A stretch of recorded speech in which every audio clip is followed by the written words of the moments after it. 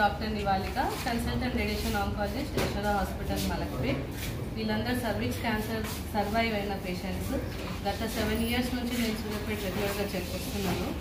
And నేను ఈ పేషెంట్స్ని యశోద మలక్పేట్లో ట్రీట్మెంట్ ఇచ్చాను. So these 4 patients are cervix cancer patients. నా కింద యశోద మలక్పేట్లో రేడియేషన్ థెరపీ ఫ్రీగా తీసుకున్నారు. అండ్ 7 years అయినా వీళ్ళందరూ మంచిగా ఉన్నారు. సో ఈ ప్రెస్ మీట్ పెట్టడానికి ముఖ్యంగా 4 మేజర్ రీజన్స్. ఒకటి, ఆరోగ్యశీల ట్రీట్మెంట్ తీసుకున్న, ట్రీట్మెంట్ అయిపోయాక patients normal life style lead చేయొచ్చు అని.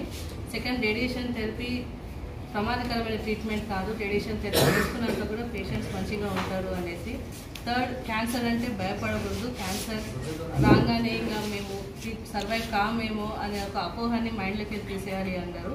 అండ్ ఫోర్త్, మహిళలు ఏ ఇబ్బంది ఉన్నా డాక్టర్కి చూపించుకోవాలి, టైంకి చూపించుకోవాలి, ట్రీట్మెంట్ తీసుకోవాలి. అండ్ టైంకి ట్రీట్మెంట్ తీసుకుంటే తర్వాత లైఫ్ మంచిగా ఉంటుంది. సో సర్విక్స్ క్యాన్సర్ ఇంకా వేరే క్యాన్సర్స్ ఏది ఉన్నా మహిళలు ముందుకు రావాలి, ఏ ఇబ్బంది ఉన్నా అనే ఉద్దేశంతోనే ఈ ప్రెస్ మీట్ పెట్టడం జరిగింది.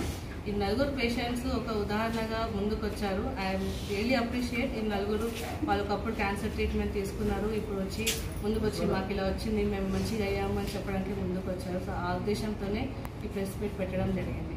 And coming to treatment, cervix cancer ఆడవాళ్ళలో 2nd మోస్ట్ కామన్ క్యాన్సర్, చాలా కామన్. మన తెలంగాణలో ప్రతి సంవత్సరం 50,000 సర్విక్స్ క్యాన్సర్ కేసెస్ వస్తాయి. దానికి main treatment is radiation therapy. 4-5 వారాలు రేడియేషన్ థెరపీ, 3 వారాలు బ్రాకిట్ థెరపీ, అండ్ దాంతోపాటు కీమోథెరపీ ఉంటుంది. ఇదంతా ట్రీట్మెంట్ ఆరోగ్యశ్రీలో కూడా అవైలబుల్ ఉంది. అలాగే రేడియేషన్ థెరపీకి చాలా అడ్వాన్స్ మెషిన్స్ వచ్చినాయి. యశోదకి 4 బ్రాంచెస్ ఉన్నాయి, డిఫరెంట్ ప్లేసెస్లో డిఫరెంట్ మెషిన్స్ ఉన్నాయి. And most advance machine Yashoda Hitech సిటీలో ఉంది. అది వరల్డ్లోనే బెస్ట్ అండ్ ఇండియాలో ఫస్ట్ టైం మన యశోద హైటెక్ సిటీలోనే వచ్చింది. దాని ద్వారా సైడ్ ఎఫెక్ట్స్ ఇంకా చాలా తక్కువ వస్తాయి. సో MR లినాక్ అనేది రెవల్యూషనరీ మెషిన్ మన హైటెక్ సిటీలో రావడం జరిగింది. అంటే జనరల్గా క్యాన్సర్ అంటే చాలా కాస్ట్లీ ట్రీట్మెంట్ అంటారు దాన్ని. మేము హైటెక్ సిటీలో అవైలబుల్ ఉన్నా మేము మలక్పేట్ ద్వారా కూడా మేము హైటెక్ సిటీలో ట్రీట్మెంట్ ఇస్తున్నాము. ఏ పేషెంట్స్ అన్నా ఫ్రీ అన్అఫోర్డబుల్ ఉంటే ఆరోగ్యశ్రీలో ట్రీట్మెంట్స్ ఉన్నాయి. ఆరోగ్యశ్రీలో తీసుకుంటే అడ్వాన్స్ తీసుకుంటే తగ్గుతుంది అనేది అపోహ. ఏ ట్రీట్మెంట్ తీసుకున్నా మంచిగానే తగ్గుతుంది, అడ్వాన్స్ ట్రీట్మెంట్ తీసుకుంటే సైడ్ ఎఫెక్ట్స్ తక్కువ వస్తుంది. సో మేము ఆరోగ్యశ్రీలో కూడా ఇస్తాము and most advance treatment Hitech సిటీలో కూడా ఇస్తాము.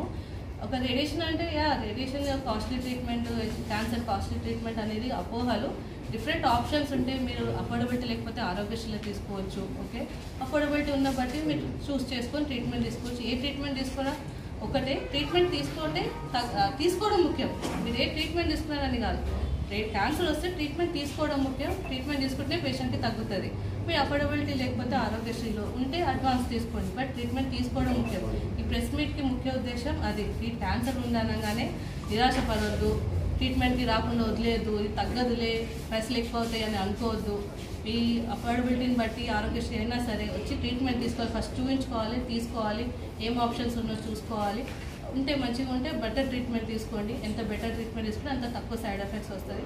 లేదు సైడ్ ఎఫెక్ట్స్ బయట అసలు భయపడి డబ్బులు లేవని తీసుకోకుండా వెళ్ళొద్దు. ఆరోగ్యశ్రీ తీసుకున్నా ఇలా 6 years 7 years అయినా పేషెంట్స్ ముందుకు వచ్చి మాట్లాడగలుగుతున్నారంటే ట్రీట్మెంట్ యూజ్ ఎక్కువ ఉంది. మీరు భయం పక్కన పెడితే ట్రీట్మెంట్లో ఉపయోగాలు ఎక్కువ ఉన్నాయి, అంతే తప్ప నష్టం ఏముండదు. అది ఆరోగ్యశ్రీ అయినా సరే అడ్వాన్స్ రేడియేషన్ అయినా సరే. అంటే సర్విక్స్ క్యాన్సర్, ముందు రావాలి. సర్విక్స్ క్యాన్సర్ కానీ లేకపోతే మరి ఇంకే క్యాన్సర్ కానీ అసలు కారణం ఏంటిది రావడానికి? దానికి ఇది అది చాలా పెద్ద టాపిక్. బట్ ఓకే, ఇప్పుడు భారతదేశంలో మోస్ట్ కామన్ క్యాన్సర్ ఆడవాళ్ళలో బ్రెస్ట్ క్యాన్సర్, తర్వాత సర్విక్స్ క్యాన్సర్. అదే మగవాళ్ళలో most common cancer oral cavity cancers, అంటే tongue, lips, mouth, buccal mucosa and lung cancer. Most common cause of cancer present.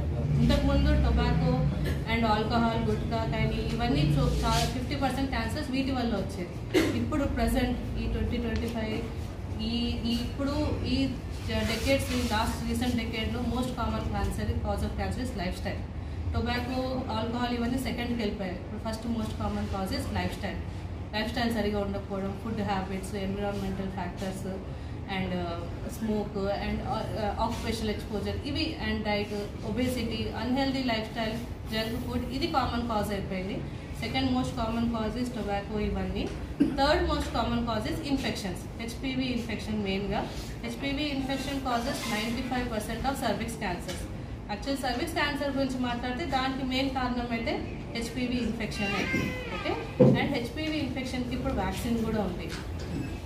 ఇప్పుడు నెక్స్ట్ 1-2 ఇయర్స్లో government routine paediatric immunisation schedule కూడా release చేయబోతుంది HPV వ్యాక్సిన్ని. So HPV vaccine 9 to 14 years అమ్మాయిలకి ఇవ్వాలి. అలా భారతదేశం మొత్తం 9 to 14 ఇయర్స్ అమ్మాయిలకి హెచ్పివి వ్యాక్సిన్ ఇవ్వగలిగితే నెక్స్ట్ 20 ఇయర్స్తో మనం సర్విక్స్ క్యాన్సర్ని ఎరాడికేట్ చేయొచ్చు. సో సర్విక్స్ క్యాన్సర్ మెయిన్గా రావడానికి కారణం మాత్రం హెచ్పివి వైరస్ ఇన్ఫెక్షన్.